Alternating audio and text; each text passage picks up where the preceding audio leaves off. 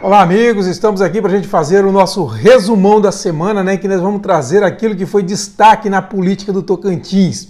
Vamos começar pelo vereador Diogo Fernandes, que foi à tribuna da Câmara e defendeu a estatização da Energisa e da BRK. Ele diz que se fosse co-governante, ele reestatizaria essas duas empresas. Lembrando que ele é um liberal, uma atitude que não é muito liberal, mas é a insatisfação que tem sido gerada com os serviços, as reclamações que existem em relação tanto a serviços de água como a serviços de energia, gera esse tipo de manifestação. Uma outra informação da semana, o ex-juiz e advogado Marlon Reis, que é um tocantinense, de Pedro Afonso, Dr. Marlon Reis, ele deu entrevista ao UOL defendendo que essa decisão do Supremo Tribunal Federal que impediu a prisão após condenação em segunda instância pode dar força ao movimento contra a lei da ficha limpa, da qual ele é um dos idealizadores. E faz sentido. Os políticos são doidos para se livrar da lei da ficha limpa e ele, nas entrelinhas, está dizendo que foi aberto aí um precedente para dar força para esse povo e esse povo vir com tudo contra a lei da ficha limpa. Outro destaque, o gabinete do vice-governador Vanderlei Barbosa deu um spoiler essa semana, né? O Vanderlei, que vai deixar o PHS, como já deixou o governador Mauro Carles, que foi para o DEM, o presidente da Assembleia, Antônio Andrade, que foi para o PTB, porque o PHS não atingiu a cláusula de desempenho ano passado, então vai deixar de existir, e ele tem que mudar de partido. E ele deu um spoiler essa semana, na verdade, o gabinete dele, ao divulgar um evento do Progressista. Todo mundo entendeu no meio político que era ele realmente sinalizando, confirmando que já existe boato, que ele deve se filiar ao Progressista aí dentro de alguns dias. E ficou aí um negócio meio que realmente confirmando o que os boatos dizem.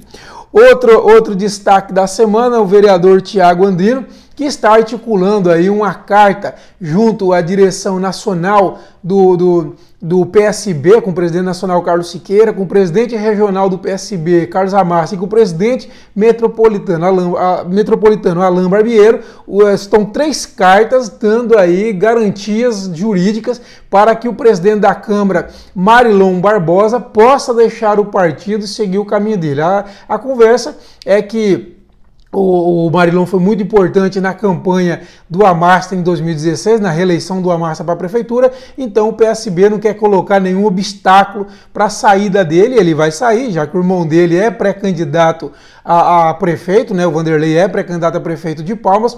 O grupo do Amassa não acompanhará, obviamente, o candidato do Palácio, então eles estão achando essa saída. Na verdade, o que nos bastidores que diz o seguinte, que um grupo está doido para se livrar do outro. Então, assim, é o interesse de ambos os lados que estava levando a isso.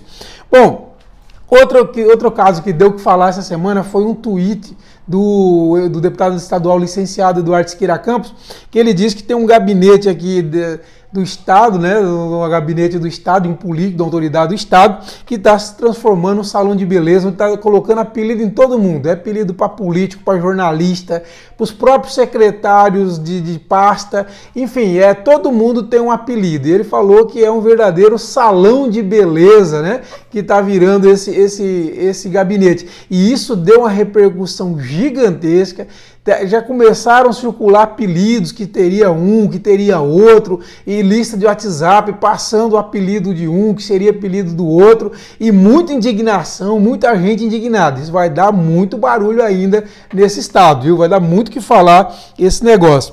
Outro destaque da semana, a eleição suplementar de Lajeado, apareceu um outro candidato, Antônio Alves, que seria do PSL, e Fábio Bezerra, que seria do PSDB, seriam candidatos aí a prefeito. Mais uma candidatura, a terceira candidatura. Nós temos lá a candidatura de oposição, que foi oposição em 2016, que é do Júnior Bandeira. Então, o Júnior Bandeira, que é ex-prefeito, foi o autor da ação que acabou resultando na cassação do prefeito Tércio Dias. E o próprio Tércio que colocou a candidatura dele nessa eleição. O Tércio, inclusive, foi ao TSE para tentar anular a eleição suplementar, foi rejeitado o pedido de anulação, todos os argumentos foram rejeitados pelo Tribunal Superior Eleitoral, que manteve aí a decisão do Tribunal Regional do Tocantins. E o candidato de oposição, então, o Júnior Bandeira, que ele, na verdade, não é hoje um candidato de oposição, porque ele tem um candidato ao apoio do prefeito interino, né? Então, que é o presidente da Câmara, que assumiu a prefeitura, então hoje ele, na verdade, de certa forma, é um candidato de situação, para você ver como que mudou. E o Júnior Bandeira já pediu impugnação dos dois adversários, tanto do Tércio Dias, por ser o prefeito cassado, e está tentando aí voltar ao mandato que, através de uma eleição que ele gerou, né, que a sua cassação gerou, e também contra esse novo candidato aí do PSL, né, que os advogados do Júnior Bandeira dizem que, na verdade, ele seria do Patriota, não seria do PSL, tem um rolo nesse sentido aí. Uma outra informação de destaque nacional que repercutiu no Estado é a desfiliação do presidente Bolsonaro do PSL e a criação de um novo partido pela família dele, que vai chamar Aliança pelo Brasil. No Tocantins, quem vai ficar sob coordenação do policial federal aposentado Farley Meyer, né, que foi candidato a senador do PSL, é amigo do Eduardo Bolsonaro, os dois parece que fizeram academia junto da Polícia Federal, enfim, tem uma relação entre eles, e já acertou, o Farley acertou com o Eduardo Bolsonaro que ele vai coordenar os trabalhos. Ele me disse que vai coordenar os trabalhos até a estruturação do partido, e depois o partido, ele vai convocar a eleição e o partido segue vida própria, correto? Nós tivemos, falar ainda em condenação em segunda instância, dois episódios aí que chamou a atenção envolvendo políticos do Tocantins. Uma foi o deputado federal Carlos Gaguin, que postou um áudio no grupo de WhatsApp do DEM, o partido dele, dizendo que se com a prisão em segunda instância, se isso for permitido, o primeiro que seria preso seria o presidente da Câmara, Rodrigo Maia, que é membro do Democrata, inclusive estava nesse grupo, acabou saindo do grupo do WhatsApp, obviamente não gostou muito.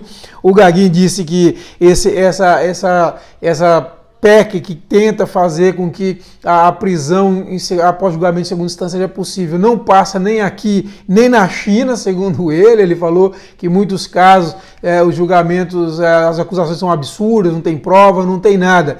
Enfim, uma polêmica. E aí quem entrou também na polêmica foi o ex-senador Ataídes Oliveira, que é presidente regional do PSDB, que ele foi para o Twitter, na verdade, ao contrário, defender a prisão em segunda instância, mas usando o artigo 142 da Constituição, que, segundo ele, autoriza o fechamento do Supremo Tribunal Federal por 3 meses, e ele diz, até o julgamento dos maus ministros.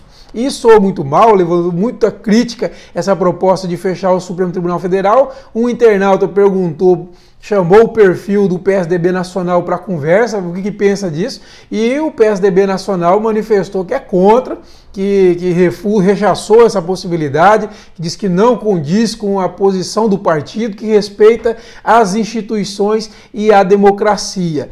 Quem saiu em defesa da prisão em segunda instância da bancada federal hoje, né, que tem mandato, foi o deputado federal Osíris Damaso, defendeu a prisão após condenação em segunda instância e disse que quem não quiser preso que não cometa crimes. E uma outra informação, aí olhando já para 2022, né? O prefeito Ronaldo Dimas de Araguaína, que estava sem partido depois de sair magoado lá do PL, né, o ano passado, naquela história da eleição suplementar, ele se filiou ao Podemos nessa semana, do senador Álvaro Dias do Paraná. Ele foi muito bem recebido. A presidente nacional do Podemos, que é a Renata Abreu, no seu discurso falou o seguinte: nós estamos recebendo o próximo governador do Tocantins, e então mostra aí que realmente a filiação do Dimas ao Podemos é com o olho muito fixo na eleição de 2022, a eleição estadual de 2022. O outro que também mostrou que está de olho na eleição de 2022, o prefeito de Gurupi, Laurez Moreira, fez um evento essa semana, comemoração do aniversário da cidade, em homenagem a personalidades históricas do estado, entre eles Siqueira Campos, várias personalidades importantes, Leomar Quintanilha, Darcy Coelho, Raimundo Boi, várias personalidades fundamentais para a história do Tocantins. E lá ele foi muito exaltado aí como um possível nome para 2022. Várias pessoas se manifestaram nesse sentido, o próprio Leomar falou isso, o Siqueira não foi, mas a representante Siqueira, que leu uma carta dele, falou isso, né? O Siqueira fala isso na carta, que o Laurez, pela excelente gestão, é um nome forte para 2022. O próprio Dr. Moisés Avelino disse que se o Laurez for candidato, ele diz que o Laurez é o melhor prefeito do estado e ele faz campanha para o Laurez se o Laurez for candidato a governador em 2022. Então nós temos já dois prefeitos fortes que estão terminando a reeleição, fizeram duas excelentes gestões e aí, logicamente, saem gabaritadíssimo para disputar as eleições de 2022. E, por fim, a disputa e a réfrega entre o governador Mauro Carles e o deputado federal Vicentinho Júnior, né? O governador Mauro Carles move uma ação por calúnia e difamação contra o Vicentinho Júnior. Estiveram audiência essa semana, veio uma procuradora da Câmara dos Deputados em defesa do Vicentinho, porque o argumento do Vicentinho, o que aconteceu primeiro? O Vicentinho foi à tribuna, vocês estão lembrados, uns 3 meses atrás, e fez um discurso muito duro, ligando o governo Carles com corrupção, falando do sobrinho dele, do Carles, o Claudinei Quaresmin, do próprio governador, enfim, foi muito pesado aquele discurso, e ele fez na tribuna da Câmara. E por isso, tanto o Vicentinho quanto a própria Procuradoria da Câmara dos Deputados defendem a imunidade parlamentar, já que ele estava falando em defesa, segundo na posição dele, defendendo o Estado e da tribuna da Câmara, então ele estaria aí resguardado pela instituição da imunidade parlamentar. O governador Mauro Carles não entendeu isso, achou que foi uma crítica pessoal e entrou com essa ação de calúnia e difamação. Teve uma audiência essa semana, mas a audiência não houve conciliação nenhuma e continua o processo e vamos ter cenas dos próximos capítulos. Pessoal, esses então foram aí os destaques da nossa semana, nesse nosso resumão da semana da política do Tocantins. Um abraço a todos e até a semana que vem.